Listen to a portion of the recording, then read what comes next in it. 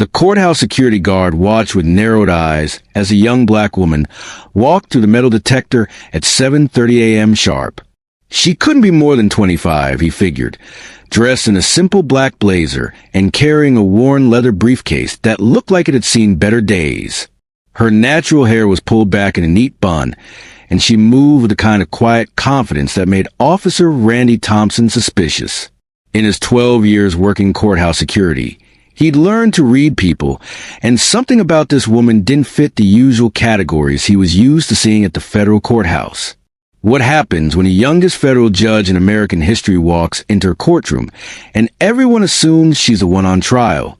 The answer will challenge everything you believe about justice, authority, and the dangerous assumptions we make based on appearance alone. Welcome to Voice of the Black, where justice wears many faces and respect is earned, not assumed. Before we dive into this incredible story of law, order, and the power of perseverance, tell us in the comments what city you're watching from today. And if you believe that the scales of justice should be colorblind, hit that subscribe button and join our community of truth seekers.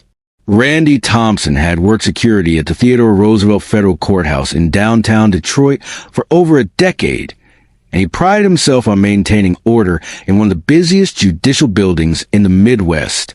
He'd seen everything: high-profile criminal cases, corporate lawsuits worth millions, immigration hearings that determined families' futures. But something about the young woman who just passed through his checkpoint bothered him. She was walking too confidently for someone who should be nervous about being in federal court. Most defendants, especially young ones facing serious charges, walked in with their shoulders hunched, eyes down, sometimes accompanied by worried family members or harried public defenders. This woman was different. She walked like she owned the place. Randy stepped out from behind a security station and followed at a distance. The woman turned down the hallway leading to the high-security courtrooms, the ones reserved for the most serious federal cases: drug trafficking, white-collar crime, terrorism cases. What was a young black woman doing heading toward that section of the building? She stopped in front of Courtroom 4A, the domain of Judge Patricia Morrison, who was retiring at the end of the month after 30 years on the federal bench.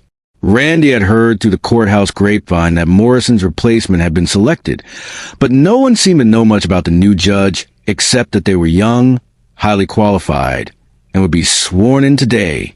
The woman stood in front of the courtroom door for a moment, taking what looked like a deep breath, then pushed it open and disappeared inside. Randy frowned. Court wasn't scheduled to begin for another hour and a half. What was she doing in there?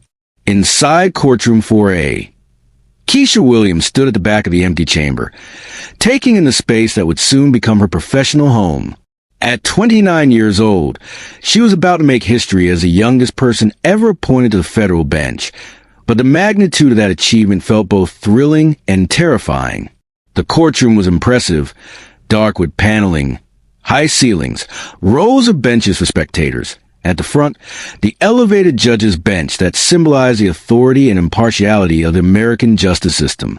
Behind the judge's chair hung the American flag and the Michigan state flag, flanked by law books that contained centuries of legal precedent. Keisha had dreamed of this moment since she was 8 years old, sitting in a similar courtroom watching her grandmother fight an eviction notice. The elderly black judge who had presided over that case, Judge Eleanor Washington, had treated her grandmother with dignity and respect, ruling in their favor and allowing them to keep their home. That day, young Keisha had decided she wanted to be the person sitting behind that bench, wielding the power to protect people who couldn't protect themselves. The journey to this moment had been extraordinary. Full scholarship to Howard University, graduating summa cum laude at 20, Harvard Law School, where she'd been editor of the Law Review, clerking for a Supreme Court justice, 5 years as a federal prosecutor, earning a reputation for being brilliant, fair, and absolutely incorruptible. At 28, she'd been nominated for the federal bench, the youngest nominee in modern history. The confirmation hearings had been brutal. Senators had questioned her experience, her temperament, her ability to handle the responsibility. Some had been more direct in their skepticism. Was she too young? Too idealistic? Did she have the gravitas necessary for such an important position?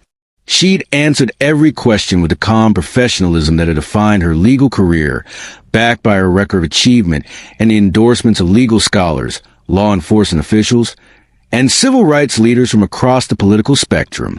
When the Senate had confirmed her by a vote of 68 to 32, she'd become not just the youngest federal judge in American history, but also one of only a handful of black women to serve on the federal bench.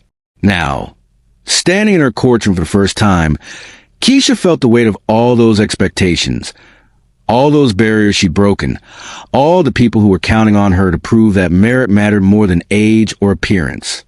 She walked in front of the courtroom and stood behind the judge's bench, running her fingers along the smooth surface. In a few hours, she would sit in this chair and preside over her first cases as a federal judge. But first, she wanted to spend some quiet time in the space, mentally preparing for the ceremony that would officially begin her judicial career. "Excuse me, miss." The voice came from behind her, sharp and authoritative. Keisha turned to see Randy Thompson standing in the doorway, his hand resting on his radio. "You can't be in here." "I'm sorry," Keisha replied, maintaining her calm demeanor even as she felt the familiar tightening in her chest that came with being challenged simply for existing in a space where someone didn't expect to see her. "Court doesn't start for another hour," Randy said, stepping into the courtroom. "You need to wait outside with everyone else." Keisha could have explained who she was, could have shown her credentials, could have asserted her authority. Instead, she chose to see how this would play out. "I'm not here for a hearing." Randy's eyes narrowed. "Then what are you doing here?" "I'm working." "Working?" Randy looked around the empty courtroom. "Lady, I don't know what kind of game you're playing, but you need to leave. Now." Before Keisha could respond, the courtroom doors opened again and Margaret Hayes, the chief deputy clerk, entered carrying a stack of files. Margaret was a 60-year-old woman who had worked in the federal courthouse for over 30 years and knew every judge, attorney, and regular visitor by sight. "Randy, what's going on?" Margaret asked, looking back and forth between the security guard and the young woman standing behind the judge's bench. "I found her in here, Maggie. She claims she's working, but court isn't in session." Margaret looked at Keisha more closely, taking in her professional attire and the confident way she stood behind the bench. Something clicked in Margaret's mind. She'd seen the official photographs and biographical materials for the new judge, but somehow hadn't expected someone quite so young. "Miss," Margaret said carefully, "are you perhaps Judge Williams?" Keisha smiled for the first time since Randy had entered the courtroom. "Yes, I am. And you must be Mrs. Hayes. I've heard wonderful things about your work here." Randy's mouth fell open. He looked from Keisha to Margaret and back again, clearly trying to process this information. "She's what?" "Judge Williams," Margaret said, her voice carrying a mixture of excitement and embarrassment. "I am so sorry. We weren't expecting you quite this early. I wanted some time to get familiar with the courtroom before the swearing-in ceremony," Keisha explained. "I hope that's all right." "Of course, Your Honor. Absolutely." Margaret turned to Randy, who was still standing frozen in the middle of the courtroom. "Randy, this is Judge Keisha Williams, Judge Morrison's replacement." Randy's face flushed red. "Your Honor, I had no idea. I mean, I knew the new judge was starting today, but I didn't realize—" "It's perfectly understandable," Keisha said graciously. "I know I don't look like what people typically expect in a federal judge." The awkward moment was interrupted by the arrival of several more courthouse staff members, all coming prepared for the morning's proceedings and the swearing-in ceremony scheduled for 10 a.m. Word traveled quickly through the building that the new judge had arrived, and over the next hour, a steady stream of clerks, bailiffs, and administrators stopped by to introduce themselves. Each introduction followed a similar pattern. Initial surprise at Keisha's age and appearance, followed by polite professional courtesy, and often concluding with barely concealed amazement at her credentials and accomplishments. At 8:30 a.m., the first attorneys began arriving for the morning's docket. Keisha had moved to the small office behind the courtroom that would serve as her chambers, giving the legal professionals space to prepare for their cases, while she reviewed the files for her first official day on the bench. Through the partially open door, she could hear conversations in the courtroom, attorneys discussing strategy, clients asking nervous questions, the general buzz activity that preceded a court session. But she also heard something else, whispered conversations about the new judge. "I heard she's really young," one voice said. "How young?" another replied. 29. "Can you believe that?" 29? That's barely older than some of the defendants we represent. I wonder if she's got the experience to handle serious federal cases. Guess we'll find out soon enough. Keisha closed her eyes and took a deep breath. She'd known this would be part of the job, proving herself not just once, but over and over again with every case, every ruling, every interaction. She'd been preparing for this challenge her entire career, but hearing it expressed so openly was still difficult. At 9 a.m., she emerged from her chambers wearing her black, judicial robe for the first time. The transformation was immediate and powerful. The robe didn't just represent her new position. It embodied the authority and responsibility of the federal judiciary. The courtroom had filled with people during the hours she'd been in her chambers. Attorneys, court staff, members of the media, and several dozen spectators who had come to witness the historic swearing-in of the youngest federal judge in American history. As Keisha walked toward the bench, conversations gradually died down. She could feel every eye in the room on her, measuring, evaluating, wondering if this young black woman could possibly be qualified for such an important position. She took her seat behind the bench and looked out at the assembled crowd. In the front row, she spotted her parents, her mother, a high school principal, beaming with pride, and her father, a postal worker, trying to look serious but unable to hide his excitement. Next to them sat her mentor, retired Judge Eleanor Washington, the woman whose dignity and fairness in a Detroit courtroom 21 years ago had inspired an 8-year-old girl to dream of becoming a judge herself. At exactly 10 a.m., Judge Morrison entered the courtroom to administer the oath of office. At 72 years old, with silver hair and 3 decades of judicial experience, Morrison presented a stark contrast to her young successor. But when she spoke about Keisha's qualifications and character, her voice carried the weight of absolute conviction. "I have seen many talented attorneys appear before me, but I have rarely encountered someone with a combination of intellect, integrity, and compassion that Judge Williams brings to this position." The oath itself was simple but profound. "I, Keisha Williams, do solemnly swear that I will administer justice without respect to persons, and do equal right to the poor and to the rich, and that I will faithfully and impartially discharge and perform all the duties incumbent upon me as a United States District Judge, according to the best of my abilities and understanding, agreeably to the Constitution and laws of the United States. So help me God." As Keisha spoke those words, she felt the full weight of American legal history settling on her shoulders. She was joining a lineage that stretched back to the founding of the Republic, becoming part of an institution that, despite its flaws and historical injustices, remained humanity's best hope for creating a more perfect union through the rule of law. The applause that followed was warm but respectful, the kind of measured response appropriate for a solemn judicial ceremony. But Keisha could see in the faces of spectators a range of emotions: pride, curiosity, skepticism, and hope. Judge Morrison concluded the ceremony with a few personal remarks. "Judge Williams," she said, "this courtroom has seen history made many times over the past 30 years. Today, it witnesses history again. I have complete confidence that you will honor the traditions of this court while bringing your own unique perspective and abilities to bear on the cases that will come before you." As the ceremony concluded and people began to file out of the courtroom, many stopped to congratulate Keisha and wish her well. The attorneys who would be appearing before her seemed to be taking her measure, trying to get a sense of her judicial temperament and approach to the law. But not everyone was convinced. As the crowd thinned, Keisha overheard a conversation between 2 veteran defense attorneys near the back of the courtroom. She seems nice enough, one was saying, but federal court isn't a place for on-the-job training. Some of these cases involve life sentences, major corporate disputes, constitutional issues that affect millions of people. I heard she was a prosecutor, the other replied. That probably means she'll be tough on defendants. Young prosecutors trying to make names for themselves usually are. Maybe. But being a prosecutor and being a judge are completely different jobs. We'll see if she can handle the transition. Keisha pretended not to hear the conversation.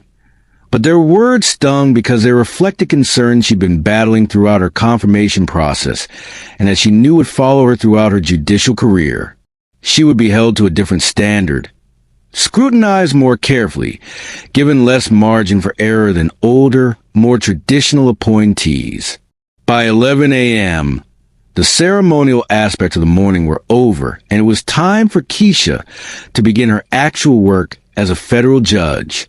Her first case was a sentencing hearing for a white-collar crime, a corporate executive who had embezzled $2.3 million from his company's pension fund.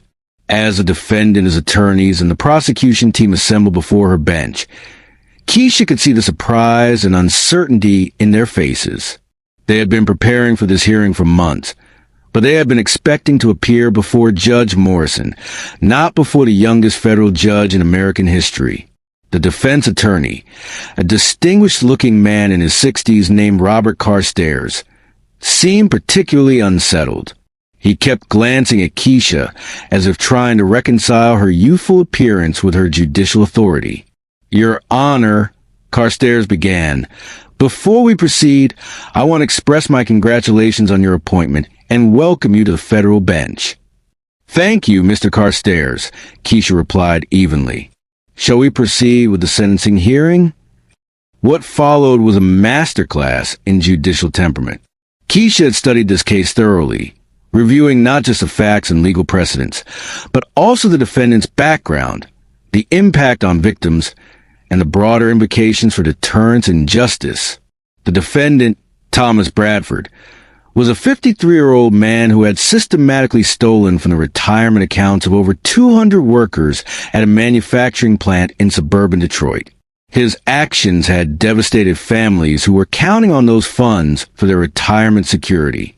As Keisha listened to the arguments from both sides, the prosecution seeking a significant prison sentence, the defense arguing for leniency based on Bradford's lack of prior criminal history and his cooperation with investigators, she displayed the kind of thoughtful, measured approach that had impressed her Senate Confirmation Committee.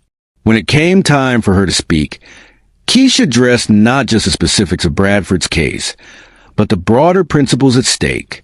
Mr. Bradford, she said, looking directly at the defendant, you held a position of trust.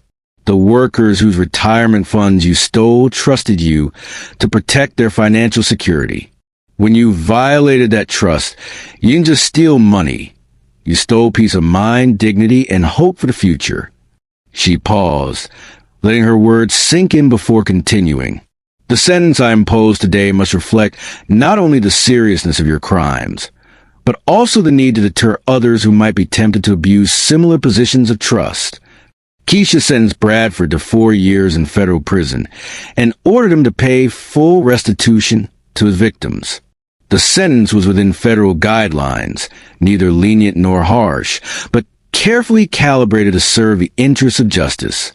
After the hearing concluded, she could see the attorneys reassessing their initial impressions. Robert Carstairs, who had seemed skeptical at the beginning, approached the bench as the courtroom cleared. Your Honor, he said quietly, that was an excellent ruling. Thoughtful, well-reasoned, and fair. Thank you, Mr. Carstairs. I appreciate that. If I may say so, Your Honor, I've been practicing in this court for 25 years, and I've rarely seen a judge handle their first sentencing hearing with such composure and insight. The compliment meant more to Keisha than she let on, coming as it did from an experienced attorney who had initially seemed doubtful about her qualifications. Over the next few days, word spread throughout Detroit's legal community about the new federal judge who was exceeding expectations. But Keisha knew that one good hearing did not make a judicial career, and she remained focused on steady work of building her reputation case by case. Her third day on the bench brought a different kind of challenge. A high-profile criminal case involving a group of defendants accused of operating a major drug trafficking ring. The case had been in the news for months, and the courtroom was packed with reporters, family members, and curious spectators. As Keisha entered the courtroom and took her seat, she was immediately aware of the heightened tension in the room. This wasn't a white-collar crime with a single defendant. This was a complex case with multiple defendants, some of whom were facing potential life sentences. The lead prosecutor was Maria Santos, a veteran federal prosecutor of 40s who had successfully handled dozens of major drug cases. Across from her sat a team of defense attorneys, each representing different defendants in what would likely be a months-long trial. But before the substantive legal proceedings could begin, there was an uncomfortable moment that reminded Keisha and everyone else in the courtroom of the unusual circumstances of her appointment. One of the defendants, a 24-year-old man named Darius Coleman, looked up at Keisha on the bench and then leaned over to whisper something to his attorney. The whispered conversation grew more animated, and finally Coleman's lawyer, a middle-aged black woman named Patricia Jackson, requested permission to approach the bench. "Your Honor," Jackson said quietly, "my client has expressed some concern about the appropriateness of this proceeding." Keisha raised an eyebrow. What kind of concern? But the recognition she treasured most came from an unexpected source. Judge Patricia Morrison, her predecessor, invited her to lunch on the first anniversary of her swearing-in. "Keisha," Morrison said as they sat in a quiet restaurant near the courthouse, "I want you to know something.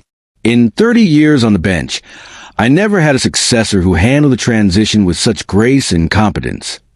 "Thank you, Judge Morrison. That means more than you know." Morrison smiled.